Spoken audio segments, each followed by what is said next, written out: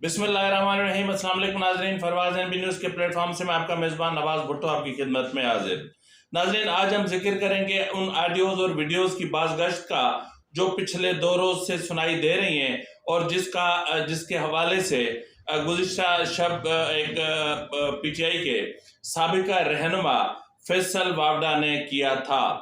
उसकी हकीकत, उसके पीछे की कहानी क्या है, उससे पहले हम चंद और खबरें हैं उस पर हम बात करेंगे कि जिस तरह मैंने इसे पिछले वाले व्लॉग में कहा था कि लंदन प्लान में बहुत बड़े यानी बड़ी बैठकों में बड़े फैसले हो चुके हैं। अब उनमें से एक आधा फैसला और भी है, उस पर भी हम थोड़ी सी बात करेंगे और बात करेंगे कि PTI पंजाब में आखिर क्या करना चाह रही है, यानी उसकी नीयत क्या है। और हम बात करेंगे कि एक ट्रंप था अमेरिका में और एक ट्रंप था पाकिस्तान में।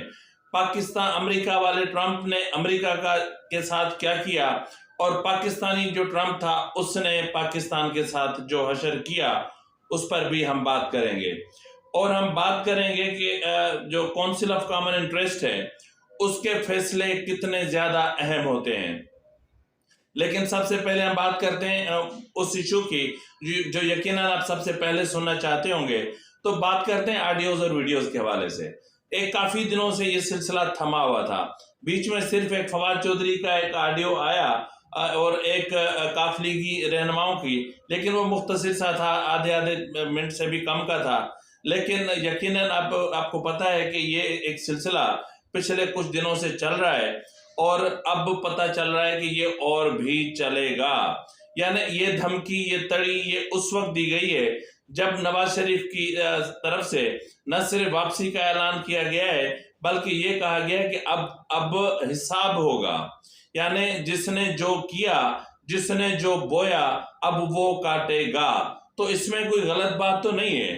अगर किसी ने गलत नहीं किया तो उसको डरने की क्या जरूरत है। और उसके जवाब में फिर ये कहना कि अपना जनरल फैज हमीद साहब, लेफ्टिनेंट जनरल फैज हमीद साहब के पास ऑडियोज और वीडियोज मौजूद हैं जो PTI के रहनुमाओं की भी हैं और नून लीग के रहनुमाओं की भी हैं। तो इस हवाले से जो है मैं एक छोटी सी तजवीज़ देना चाह रहा हूँ। देखिए, मसला ये है कि जनरल फैज हमीद ने वज़ीर आज़म हाउस की रिकॉर्डिंग करवाई, ये साबित हो चुका। अब जनरल फैज हमीद ने इमरान खान के बनी गाला की रिकॉर्डिंग करवाई, ये भी साबित हो चुका।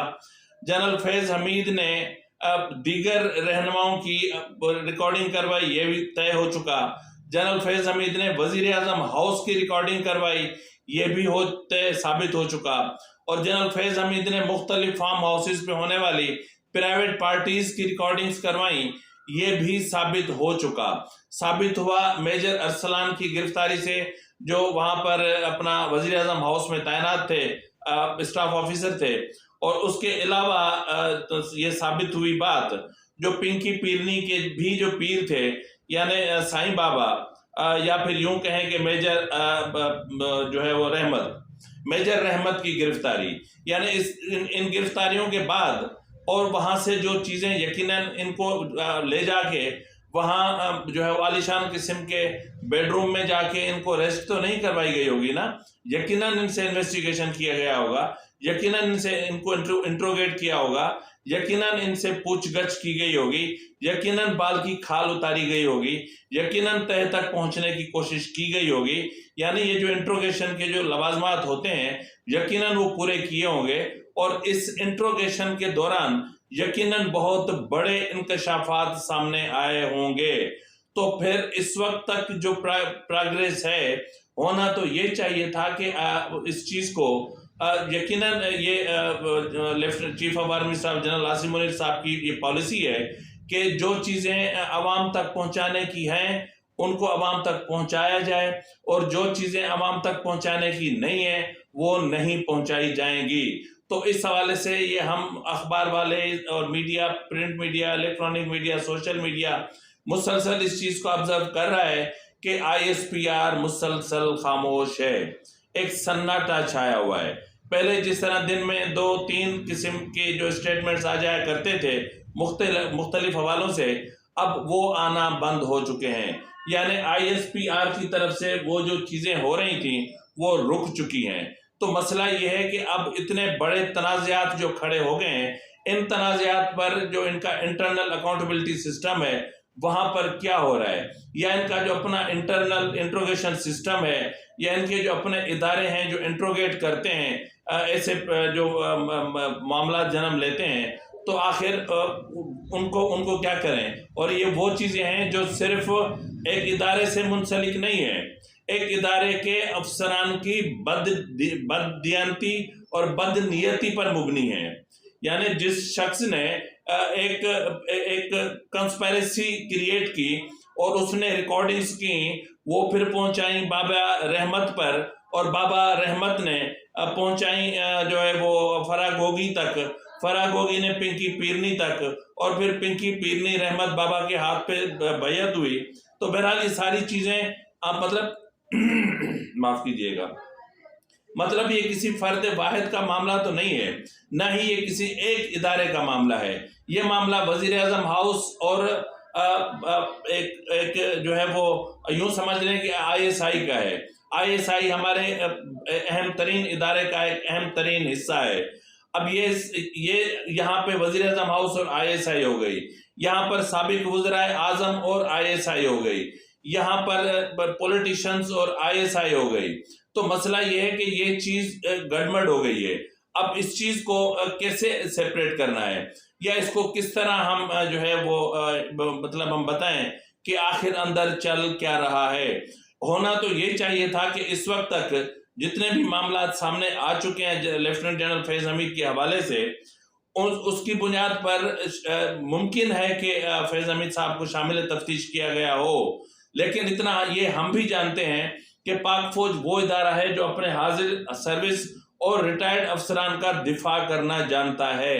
लेकिन मतलब दिफा का मतलब ये नहीं है कि आप किसी दूसरे की इज्जत नफ्स को तहस नहस कर दें, आप प्राइवेसी को बर्बाद कर दें, आप सीक्रेट एक्ट की संगीन खिलाफ वर्जी का इर्तिकाब करें, और आप किसी की भी जो है वो कैरियर बर्बाद करके रख दें। इस तरह ये ऐसे अफराद इदारों के भी खैर ख्वाह नहीं होते, मुल्क के भी खैर ख्वाह नहीं होते, और सिस्टम के भी खैर ख्वाह नहीं होते, चाहे वो सिस्टम फिर कहीं का भी हो।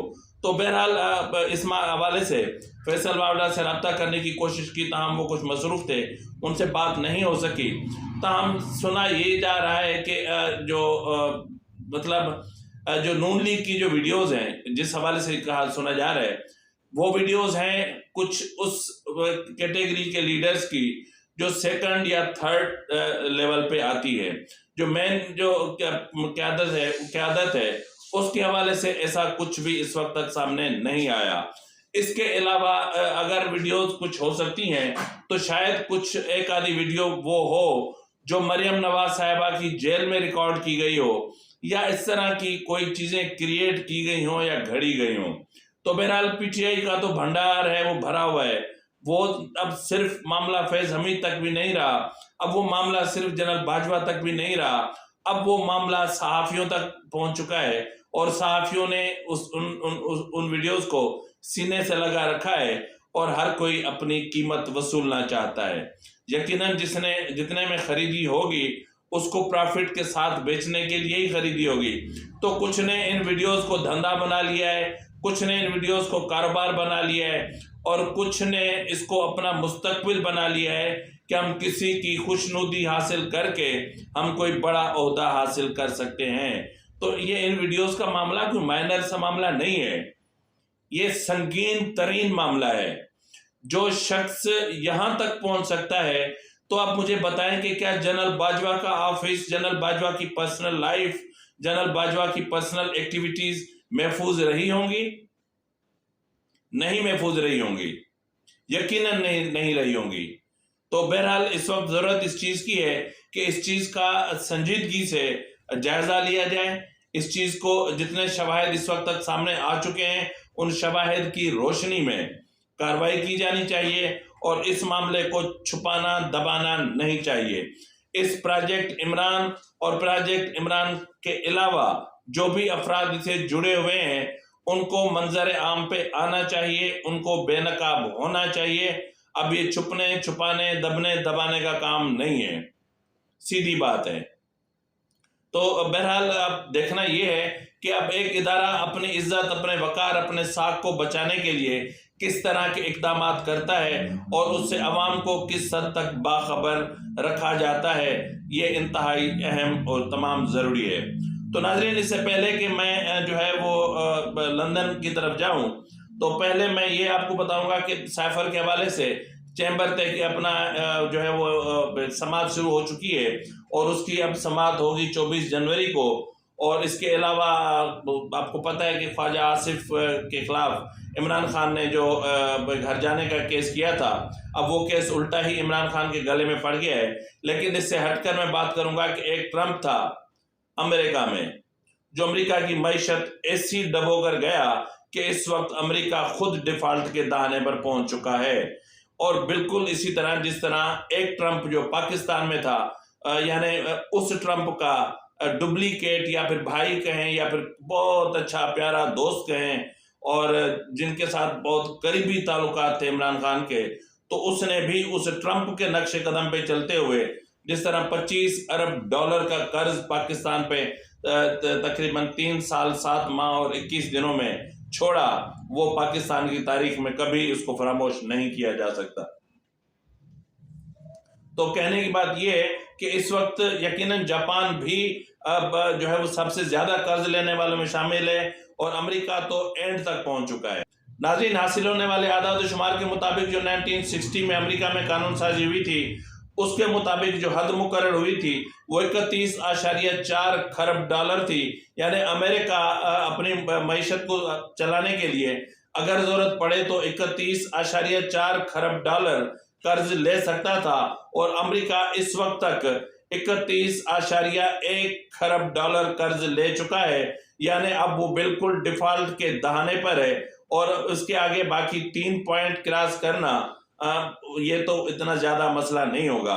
और ये भी एक बात है कि अगर अमेरिका का डॉलर गैर मुस्तहकम होता है, अगर डॉलर जो है वो अपने पांव पे खड़ा या संभल नहीं पाता पाकिस्तान की करेंसी की तरह, तो यकीनन इससे पूरी दुनिया की मईशत मुतासिर होगी और पूरी दुनिया में जो करेंसी है वो मुतासिर होगी और जितने सौदे खरबों डॉलर्स के जो सौदे हुए हैं वो बुरी तरह मुतासिर होंगे। तो अब यकीनन अंदाजा हो गया होगा कि उस ट्रंप ने क्या किया और इस ट्रंप ने क्या किया, तो दोनों एक ही जैसे हैं। तो नाजरीन, आज जो है वो लंदन में जिस तरह बैठकें हुई हैं, उन बैठकों के आखिरी जो आखिरी इतलात तक जो बैठक हुई, उसके बाद ये तय पाया कि जो है वो मरियम नवाज साहिबा 26 जनवरी को वहां से रवाना होंगी, 27 जनवरी को पाकिस्तान पहुंच जाएंगी जहां उनका बहुत बड़ा इस्तकबाल किया जाएगा। इसके अलावा ये भी फैसला हुआ है कि जो वो इंतखाबात के जितने भी उमूर होंगे और पार्लिमानी बोर्ड्स जो बनेंगे या इलेक्शन सेल के जितने भी उमूर होंगे, उन तमाम के तमाम नवाज शरीफ ने अपने हाथ में ले लिए हैं। इसका मतलब ये है कि इमरान खान को अपना नवाज शरीफ ने अपने हाथ में ले लिए हैं। ये लंदन के जो फैसले हैं उसके मुताबिक नून लीग के सरबराह नवाज शरीफ, अगर मेरे मुंह से इमरान खान निकल गया तो माजरत चाहता हूँ। तो बहरहाल जो ये फैसले हैं, यानी इंतखाबात के जितने भी मामला होंगे वो सारे के सारे नवाज शरीफ ने अपने हाथ में ले लिए। इसका मतलब ये है कि नवाज शरीफ को शायद अब किसी पे एतबार इतना ज्यादा नहीं रहा। और इसके अलावा ये भी तय पाया गया है कि इलेक्शन रूल्स को मद्देनजर रखते हुए इंतखाबी मुहिम के दौरान कुछ अहम गुजरा, यानी जिनकी जरूरत जहां जहां पड़ेगी उनको वहां से इस्तीफा दिलवाया जाएगा और इंतखाबी मुहिम के बाद वो फिर अपने ओहदों का हलफ ले लेंगे। तो नाजरीन, इसके अलावा जिस तरह मैंने बात की थी कि इमरान खान पंजाब में आखिर क्या चाहते हैं, जैसे ही मोहसिन नकवी का नाम टॉप ऑफ द लिस्ट सामने आने लगा है, जैसे ही मोहसिन नकवी साहब को पंजाब के निगरान वजीर आला के लिए नामजद किए जाने के इम्कानात जाहिर होने लगे हैं।